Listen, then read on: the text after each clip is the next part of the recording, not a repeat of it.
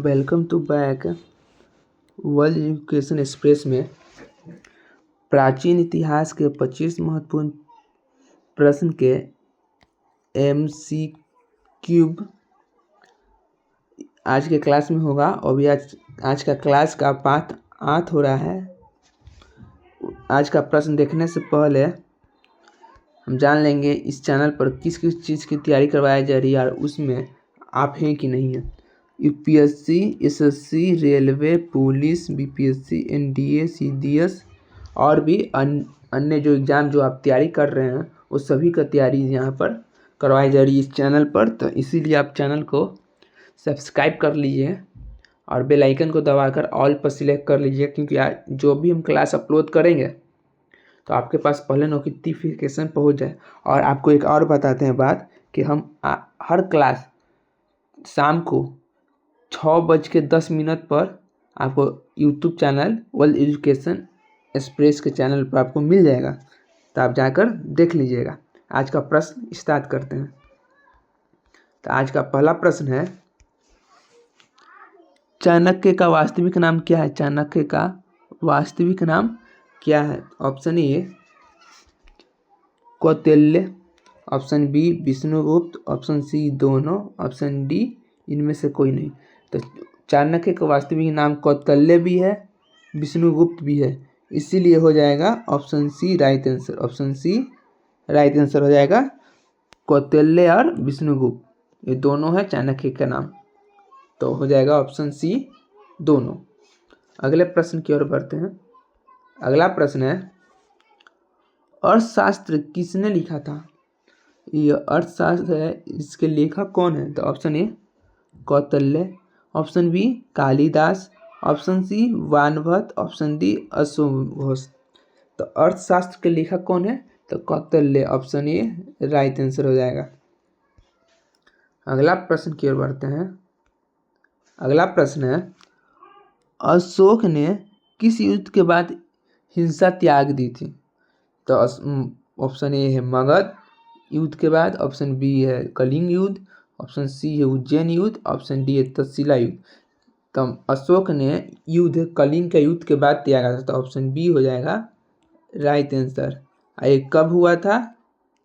तो ये हुआ था 261 ईसा पूर्व में, 261 ईसा पूर्व में। और कलिंग कहाँ है? तो उड़ीसा में। कलिंग कहाँ है? उड़ीसा में। अगले प्रश्न की ओर बढ़ते हैं। अगला प्रश्न है, कलिंग युद्ध कब हुआ था? तो ऑप्शन ए 321 ईसा पूर्व, ऑप्शन बी 261 ईसा पूर्व, ऑप्शन सी 185 ईसा पूर्व, ऑप्शन डी 273 ईसा पूर्व। तो कलिंग युद्ध कब हुआ था? इससे पहले वाला भी हम प्रश्न में आपको बताए थे, कब? 261 ईसा पूर्व। तो ऑप्शन बी हो जाएगा राइट आंसर। उड़ीसा का कलिंग कहाँ है? तो उड़ीसा में। अगले प्रश्न की ओर बढ़ते हैं। अशोक का सबसे प्रसिद्ध शिलालेख कहाँ पाया गया था? ऑप्शन ए गिरिनार में, ऑप्शन बी दाउली में, ऑप्शन सी खालसी में, ऑप्शन डी सोपारा में। तो अशोक का सबसे प्रसिद्ध शिलालेख कहाँ पर पाया गया था? तो खालसी में, ऑप्शन सी राइट आंसर हो जाएगा। अगले प्रश्न की ओर बढ़ते हैं। अगला प्रश्न है, सांची स्तूप किसने बनवाया था? सांची का स्तूप किसने बनवाया था? ऑप्शन ए है Bimbisara, option B Ashoka, option C है Chandragupta Maurya, option C D है कनिष्क। आप लोगों को भी ऑप्शन पता हो प्रश्न का तो कमेंट में ज़रूर लिखिएगा। तो सांची का स्तूप किसने बनवाया था? तो अशोक ने बनवाया था, ऑप्शन बी राइट आंसर। अगले प्रश्न की ओर बढ़ते हैं। अगला प्रश्न है, अशोक के अभिलेख किस भाषा में लिखा गया है? अशोक का अभिलेख किस भाषा में लिखा गया है? ऑप्शन ए है Sanskrit, option B Brahmani, option C Kharosthi, option D है दोनों, ए और बी दोनों। तो अशोक के शिलालेख बी और सी दोनों। तो अभिलेख अशोक के शिलालेख किस में लिखा गया है? तो ब्राह्मणी में भी लिखा गया है और खरोष्ठी में भी लिखा गया है। तो हो जाएगा इसका कितना? डी हो जाएगा, ऑप्शन डी राइट आंसर की दोनों में लिखा गया था। अगले प्रश्न की ओर बढ़ते हैं। अगला प्रश्न है, बुध का अर्थ क्या होता है? बुध का अर्थ क्या होता है? तो ऑप्शन ए ज्ञानी, ऑप्शन बी तपस्वी, ऑप्शन डी सी विजेता, ऑप्शन डी सार्थक। तो बुध का अर्थ क्या होता है? तो बुध का अर्थ होता है ज्ञानी। तो ऑप्शन ए हो जाएगा राइट आंसर। अगले प्रश्न की ओर बढ़ते हैं। अगला प्रश्न है, बुध का जन्म कहाँ हुआ था? Option A Sarnath, option B Lumbini, option C Bodh Gaya, option D Kushinagar. तो बुध का जन्म कहाँ हुआ था? तो लुम्बिनी में। तो ऑप्शन बी हो जाएगा राइट आंसर। अगले प्रश्न की ओर बढ़ते हैं। अगला प्रश्न है, बुध ने ज्ञान प्राप्त कहाँ किया था? बुध ने ज्ञान प्राप्त कहाँ किया था? तो ऑप्शन ए है लुम्बिनी, ऑप्शन बी है बोध गया, ऑप्शन सी है सारनाथ, ऑप्शन डी है कुशीनगर। तो बुध ने ज्ञान प्राप्ति कहाँ किया था? तो बोध गया में। तो ऑप्शन बी हो जाएगा राइट आंसर। अगले प्रश्न की ओर बढ़ते हैं। अगला प्रश्न है, बुध ने प्रथम उपदेश कहाँ पर दिया था? Option A Sarnath, option B Bodh Gaya, option C Lumbini, option D Vaishali. तो बुध ने अपना प्रथम उपदेश कहाँ पर दिया था? तो सारनाथ में दिया था। Option A right answer. अगले प्रश्न की ओर बढ़ते हैं। अगला प्रश्न, बुध का महापरिनिर्वाण कहाँ हुआ था? Option A Sarnath, option A है सारनाथ, ऑप्शन बी है कुशीनगर, ऑप्शन सी है राजगिरी, ऑप्शन डी है वैशाली। बौद्ध का महापरिनिर्वाण कहाँ हुआ था? तो बौद्ध का परिनिर्वाण कुशीनगर। महापरिनिर्वाण का अर्थ होता है मृत्यु। तो बौद्ध का मृत्यु कहाँ हुआ था? कुशीनगर में। अगले प्रश्न की ओर बढ़ते हैं। अगला प्रश्न है, जैन धर्म के 24वें तीर्थक कौन थे? जैन धर्म के 24वें तीर्थक कौन थे?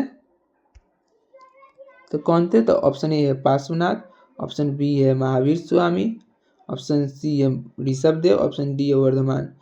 तो 24वें तीर्थक कौन थे जैन धर्म के? तो 24वें तीर्थक थे जैन धर्म के महावीर स्वामी। ऑप्शन बी हो जाएगा राइट आंसर। अगले प्रश्न की ओर बढ़ते हैं। अगला प्रश्न है, महावीर का जन्म कहाँ हुआ था? महावीर का जन्म कहाँ हुआ था? Option A Vaishali, option B Kundalgram, option C Shravana Belagola में, ऑप्शन डी पाटलिपुत्र में। तो कहाँ पर हुआ था महावीर स्वामी का जन्म? तो कुंदलग्राम में। ऑप्शन बी हो जाएगा राइट आंसर। अगले प्रश्न की ओर बढ़ते हैं। अभी तक चैनल को सब्सक्राइब नहीं किए तो चैनल को सब्सक्राइब कर लीजिएगा ऐसी क्लास के लिए। महावीर का निर्वाण कहाँ हुआ था? तो option A Rajgir, option B Pavapuri, option C Vaishali, option D Shravana Belagola में। तो महावीर स्वामी का निर्वाण कहाँ पर हुआ था? तो वैशाली में हुआ। तो ऑप्शन सी हो जाएगा राइट आंसर। अगले प्रश्न की ओर बढ़ते हैं। अगला प्रश्न है, त्रिरत्न किस धर्म से संबंधित है? ऑप्शन ए जैन धर्म, ऑप्शन बी बौद्ध धर्म, ऑप्शन सी है वैदिक धर्म, ऑप्शन डी इनमें से कोई नहीं। तो त्रिरत्न किस धर्म से संबंधित है? तो त्रिरत्न जैन धर्म से संबंधित है। ऑप्शन ए हो जाएगा right answer. Option A right answer हो जाएगा। अगले प्रश्न की ओर बढ़ते हैं। अगला प्रश्न है, हिंसा परमो धर्म उपदेश अहिंसा परमो धर्म का उपदेश किसने दिया था? तो option A Buddha, option B Mahavir, option C Ashoka, option D Kalidas. तो अहिंसा परमो धर्म का उपदेश किसने दिया था? तो महावीर ने दिया था। ऑप्शन बी हो जाएगा राइट आंसर। अगले प्रश्न की ओर बढ़ते हैं। अगला प्रश्न है, सप्तांग सिद्धांत किसने दिया था? सप्तांग सिद्धांत किसने दिया था? तो option A Kautilya, option B Buddha, option C Kalidas, option D Banabhatta. सप्तांग सिद्धांत किसने दिया था? तो सप्तांग सिद्धांत दिया था कौटिल्य ने। ऑप्शन ए हो जाएगा राइट आंसर। अगले प्रश्न की ओर बढ़ते हैं। अगला प्रश्न है, मौर्य काल में राज का शासन की सर्वोच्च इकाई कौन था? मौर्य काल में राज के सर्वोच्च मौर्य काल में राज्य शासन की सर्वोच्च इकाई कौन था? तो ऑप्शन ए ग्राम, ऑप्शन बी जनपद, ऑप्शन सी प्रांत, ऑप्शन डी सम्राट। तो मौर्य काल में कौन हुआ करता था? तो सम्राट होता था। तो ऑप्शन ई हो जाएगा राइट आंसर।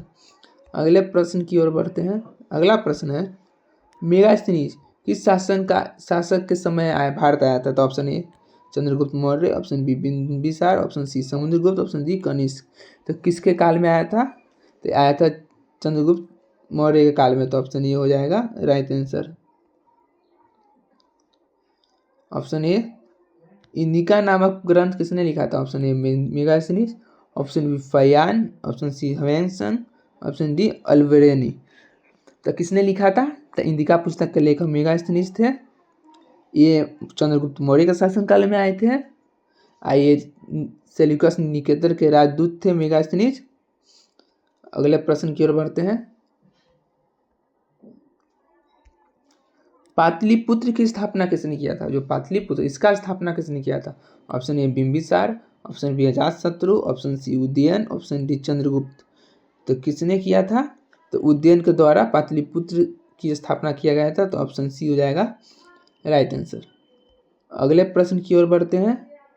अगला प्रश्न है गुप्त काल में मुख्य कर कौन सा था? गुप्त काल में मुख्य कर कौन सा था? ऑप्शन ए भूमि कर, ऑप्शन बी बलि कर, ऑप्शन सी भिक्षु कर, ऑप्शन डी व्यापार कर। तो गुप्त काल में कौन सा था? तो भूमि कर था। Option A right answer. अगले प्रश्न की ओर बढ़ते हैं।